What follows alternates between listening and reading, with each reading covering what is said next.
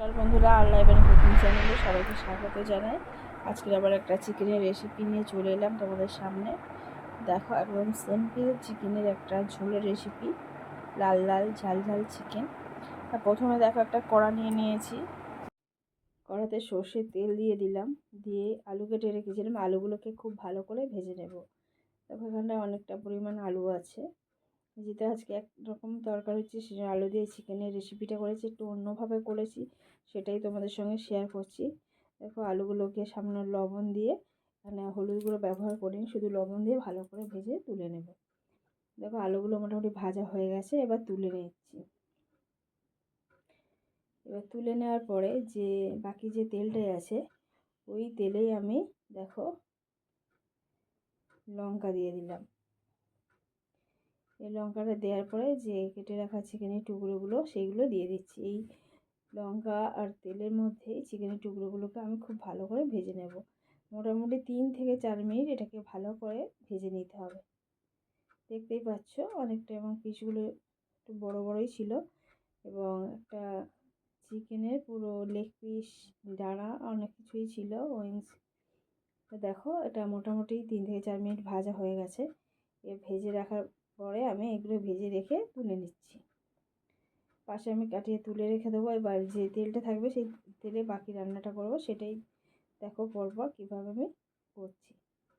দেখো হয়ে গেছে। এবার যে বাকি তেলটা ছিল সেই তেলে আমি একটা তেজপাতা দিয়ে দিচ্ছি, আর সামান্য চিনি দিয়ে দিলাম, দিয়ে কেটে রাখা কুচানো যে পেঁয়াজগুলো ছিল সেইগুলো দিয়ে দিলাম, দিয়ে 2 থেকে 3 মিনিট আমি এই কুচানো পেঁয়াজগুলোকে ভালো করে ভেজে নেব।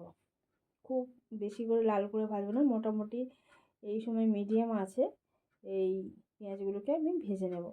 দেখতেই পাচ্ছ মোটামুটি পেঁয়াজটা ভাজা হয়ে এসেছে অনেকটা। এবার আমি দেখো রসুনের যে পেস্ট আছে সেটা আমি দিয়ে দিলাম। এখানে আমি প্রায় 3-3.5 চামচ আমি রসুনের পেস্ট দিয়েছি।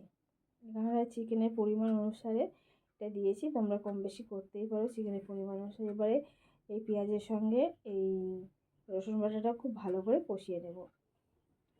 বন্ধুরা, এই চিকেনটাকে আগে লঙ্কা দিয়ে ভেজে রাখলে এটা খুব খেতে খুবই ভালো লাগে, কালারটা খুব সুন্দর আসে। এবার দেখো আদা বাটা দিয়ে দিচ্ছি। এখানটাও আদা বাটা আমি প্রায় 4 চামচ আদা বাটা দেবো, দিয়ে আমি এই আদাটাকেও ভালো করে কষিয়ে নেব রসুন আর পেঁয়াজের সঙ্গে।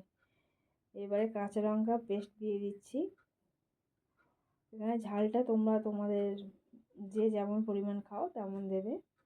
দেখো এখানে অনেকটা কষানো হয়ে গেছে। এবার দেখো ভেজে রাখা যে চিকেনের টুকরোগুলো ছিল সেইগুলো আমি দিয়ে দিচ্ছি, আর চিকেন থেকে যে তেলটা বেরিয়েছে সেটা সমেত আমি দিয়ে দিলাম, দিয়ে এখানটা খুব ভালো করে কষিয়ে নিতে হয়। বন্ধুরা, এখানে যত ভালো করে কষাবে তত খেতে ভালো লাগবে। আর তাছাড়া আগে যেহেতু চিকেনটাকে আমি ভেজে নিয়েছি লঙ্কা দিয়ে, সেই জন্য এখানে চিকেনটা গলে যাওয়ার কোনো সম্ভাবনা থাকবে না, আর চিকেনটা গোটাই থাকবে। আর সবচেয়ে বড় কথা হচ্ছে কি, চিকেন থেকে দেখো খুব ভালোভাবে তেলটাও বেরিয়ে যাবে।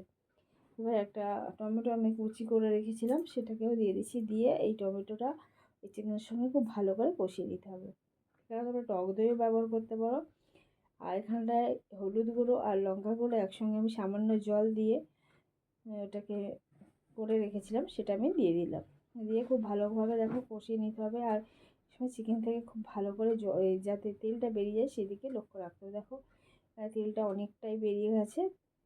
যতক্ষণ না পুরোপুরি তেল বেরিয়ে যাচ্ছে ততক্ষণ চিকেনটাকে খুব ভালো করে কষতে হবে। তা বন্ধুরা, আমার এই চিকেনের রেসিপি যদি তোমাদের ভালো লেগে থাকে তাহলে অতি অবশ্যই লাইক করো, কমেন্ট করো, আর আরও ভালো লাগলে শেয়ার করো। আর যারা নতুন বন্ধু চ্যানেল আছে সাবস্ক্রাইব করে পাশে থেকো। আর দেখো এবার ভেজে রাখা আলুগুলোকে দিয়ে দিচ্ছি, দিয়ে এখানটায় আমি চিকেনের সঙ্গে আরও ভালো করে মিনিট 4-5 কষিয়ে নেব। কষালে দেখবে এই চিকেনটার আলুটা অনেকটা সিদ্ধ হয়ে আসবে। আর এই সময় আমি লবণ দিয়ে দিলাম। লবণটা তোমরা পরেও দিতে পারো জল ঢালার পরে, কিন্তু আমি আগে দিয়ে দিলাম যাতে বাকি তেলটা পুরোপুরি বেরিয়ে আসে। তোমরা দেখতেই পাচ্ছ তেলটা অনেকটাই বেরিয়ে এসেছে, আর চিকেনের জলটাও শুকিয়ে গেছে, কমপ্লিট হয়ে গেছে। আর ওপাশে আমি গরম জল করে রেখেছিলাম, এবার আমি গরম জল দিয়ে দেবো। এখানে অতি অবশ্যই তোমরা গরম জল ব্যবহার করবে, ঠান্ডা জল ব্যবহার করবে না। আর এখানে এরমভাবে রান্না করলে চিকেন গোটা থাকবে, স্বাদ থাকবে, খুব দুর্দান্ত এবং খেতে খুব ভালো লাগবে। আর কালারটা হবে খুব দারুণ দেখতে, লাল লাল, যেমন আমরা বলি লাল লাল ঝাল ঝাল এই চিকেন রেসিপি।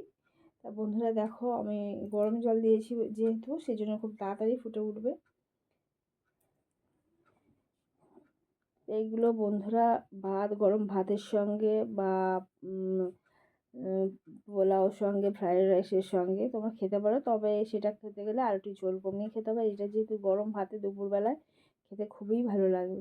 তা বন্ধুরা দেখো, এখানে প্রায় মাংসটা সিদ্ধ হয়ে গেছে, আলুও সিদ্ধ হয়ে গেছে।